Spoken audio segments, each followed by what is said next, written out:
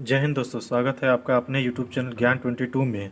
बच्चों, आज हम लोग हृदय का सेकेंड पार्ट पढ़ेंगे, अर्थात हृदय की कार्य क्रिया विधि और हृदय में दोहरा रक्त परिसंचरण तंत्र। ठीक है, तो इसको समझने से पहले आपको जानना पड़ेगा कि शुद्ध रक्त और अशुद्ध रक्त क्या होता है। शुद्ध रक्त ऐसे रक्त जिसमें ऑक्सीजन की मात्रा तो अधिक हो परंतु कार्बन डाइऑक्साइड की मात्रा कम हो, तो ऐसे रक्त को क्या कहते हैं? शुद्ध रक्त कहते हैं। ठीक, ऐसे रक्त जिसमें ऑक्सीजन की मात्रा अधिक हो, कार्बन डाइऑक्साइड की मात्रा कम हो, तो ऐसे रक्त क्या कहलाते हैं? शुद्ध रक्त कहलाते हैं। और अशुद्ध रक्त किसे कहते हैं? ऐसे रक्त जिसमें ऑक्सीजन की मात्रा तो कम हो परंतु कार्बन डाइऑक्साइड की मात्रा अधिक हो, तो ऐसे रक्त क्या कहलाते हैं? अशुद्ध रक्त कहलाते हैं। ठीक है, तो ध्यान दीजिएगा। सर्वप्रथम शरीर से अशुद्ध रक्त उच्च महाशिरा की सहायता से दायां अलिंद में प्रवेश करती है। ठीक, ये दायां अलिंद है। हृदय चारों कक्षक हम लोग अगली वीडियो में देख चुके थे। तो हृदय है, ये अलिंद है और ये निलय है। हृदय का ये कौन सा भाग है? दायां अलिंद, ये बायां अलिंद, ये दायां निलय और ये बायां निलय। इसका नाम है उच्च महाशिरा, इसका नाम है निम्न महाशिरा। ये महाधमनी है और ये आरोही महाधमनी है। ठीक है, तो आगे बढ़ते हैं। देखिए, सर्वप्रथम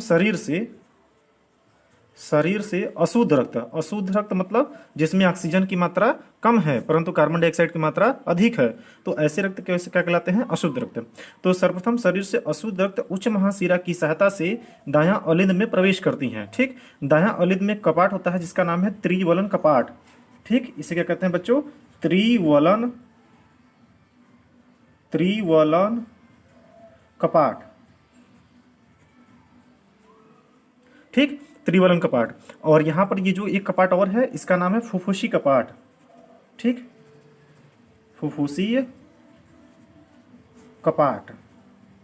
ठीक, पहले सभी कपाट को जान जाते हैं। तो ये दायां अलिंद में एक कपाट है जिसका नाम है द्विवलन कपाट। ठीक, द्विवलन कपाट। और एक यहां पर कपाट है जिसका नाम है महाधमनी कपाट। महाधमनी कपाट। ठीक, चलिए पढ़ते हैं।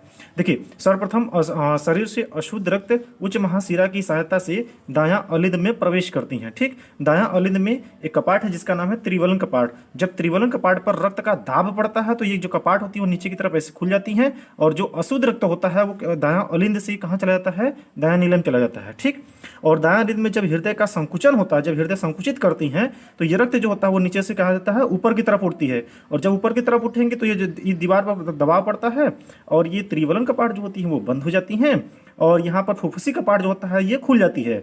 और जब फुफ्फुसी कपाट खुल जाएगी तो ये अशुद्ध रक्त जो है वो दायां निलय से कहाँ चली जाएगी? फुफ्फुसी धमनी से। तो ये है फुफ्फुसी धमनी। अब ये बाईं फुफ्फुसी धमनी और यहाँ से दाईं फुफ्फुसी धमनी से कहाँ चली जाएगी? रक्त कहाँ चली जाएगी? फेफड़े के पास। अब यहाँ पे मान लीजिए यहाँ पे क्या रहता है? फेफड़ा। ठीक, अब यहाँ पे ये है फेफड़ा। तो फेफड़े में तो क्या होते हैं? ऑक्सीजन की मात्रा तो अधिक होती है, यानी यहाँ पर O2 क्या है? अधिक है। और यहाँ पर O2 क्या है? कम है, यानी ये कम है। और यहाँ पर ये O2 अधिक है। तो यहाँ पर ये रक्त नलिकाएं जो होती हैं वो फेफड़े के पास आती हैं और फेफड़े में होते हैं वायुकोष्ठ। और वायुकोष्ठ जो होती हैं वो किस प्रक्रिया द्वारा? विसरण प्रक्रिया द्वारा गैसों का आदान प्रदान करती हैं। अर्थात यहाँ से ऑक्सीजन जो है वो चला जाएगा फेफड़ा में और कार्बन डाइऑक्साइड जो होता है वो चला जाएगा फेफड़ा में और फेफड़े से जो ऑक्सीजन होता है वो चला जाएगा रक्त नलिकाओं में, जिससे रक्त का क्या हो जाएगा? शुद्धिकरण। यानी यहाँ से जो अब रक्त आएगा वो कौन सी रक्त है? शुद्ध रक्त है। ठीक, तो ये शुद्ध रक्त है और ये शुद्ध रक्त जो होता है वो हृदय के अंदर पुनः प्रवेश करेगी। किसके सहायता से? बायां फुफ्फुसी शिरा की सहायता से। तो बायां फुफ्फुसी शिरा की सहायता से शुद्ध रक्त जो है वो हृदय के अंदर पुनः प्रवेश करेगी दायां अलिंद वाले भाग में। ठीक, बायां अलिंद वाले भाग में प्रवेश करेगी। और बायां अलिंद में कपाट है जिसका नाम है द्विवलन कपाट। और द्विवलन कपाट पर भी दबाव पड़ेगा और ये कपाट इधर ऐसे खुल जाएगा और यहाँ से जो शुद्ध रक्त है वो चला जाएगा बायां नीलम चला जाएगा। ठीक, और हृदय फिर संकुचन करेगा जिसके कारण यहाँ पे जो रक्त था वो ऊपर की तरफ उठेगी और ये दीवार पर दबाव पड़ेगा तो ये दीवार बंद हो जाती है, अर्थात द्विवलन कपाट जो होता है वो बंद हो जाएगी। लेकिन यहाँ पे जो महाधमनी कपाट थी वो खुल जाएगी और जब महाधमनी कपाट खुलेगी तो ये जो शुद्ध रक्त है वो कहाँ चली जाएगी? महाधमनी से होते हुए ऐसे जाएगी बाहर और यहाँ पर ऐसे बाहर जाएगी और यहाँ से पूरे शरीर में चली जाएगी फिर। ठीक, और जब ये शुद्ध रक्त यहाँ से नीचे से भी चली जाएगी। ठीक, तो यहाँ से ये रक्त क्या हो जाएगा? शरीर में पूरा चला जाएगा।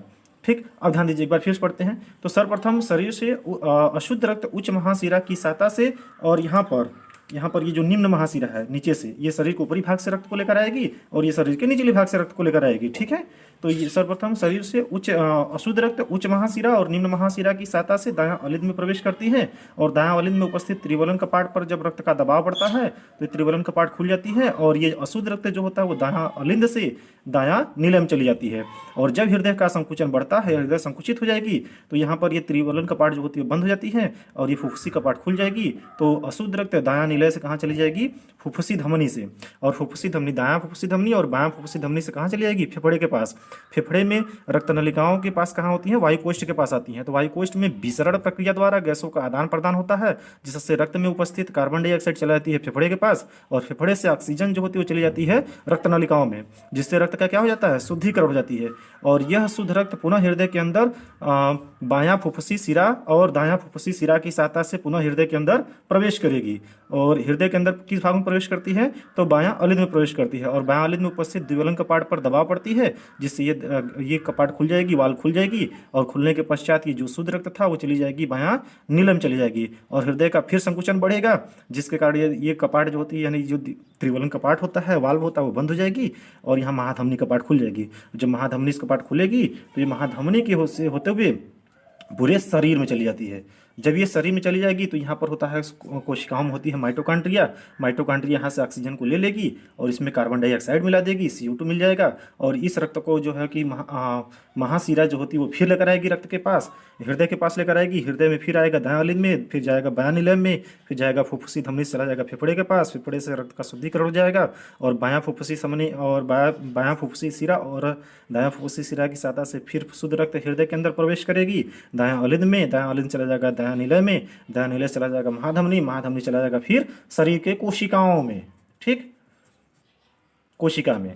अब समझते हैं थोड़ा सा कि जो हार्ट अटैक होता है वो हार्ट अटैक क्या होता है। ठीक है, ध्यान दीजिएगा हार्ट अटैक क्या होता है। तो ये जो महाधमनी है, अगर जो तला हुआ चीज़ें खाते हैं आप लोग, जो तला हुआ या भुना हुआ चीज़ खाते हैं, जो फ्राई किया हुआ चीज़ होता है, तो उसमें होता है कोलेस्ट्रॉल। जब यहाँ पे कोलेस्ट्रॉल की थिकनिंग हो जाती है, यहाँ पर कोलेस्ट्रॉल ऐसे जम जाता है, बहुत ज़्यादा ढेर सारा जमा हो जाता है कोलेस्ट्रॉल का, तो जब यहाँ से रक्त पंप करता है बाहर निकालते समय, रक्त को, शुद्ध रक्त को बाहर निकालते समय रक्त को जब पंप करता है तो ये क्या होता है कि यहाँ से रक्त पंप अच्छे से नहीं हो पाती है, तो यहाँ पे बहुत ज़्यादा दबाव पड़ता है और जब दबाव पड़ता है तो ये क्या होता है कि ये कोलेस्ट्रॉल जो होता है वो बहुत तेज़ी से साथ धक्का देता है, जिसको हम लोग कहते हैं हार्ट अटैक कहते हैं।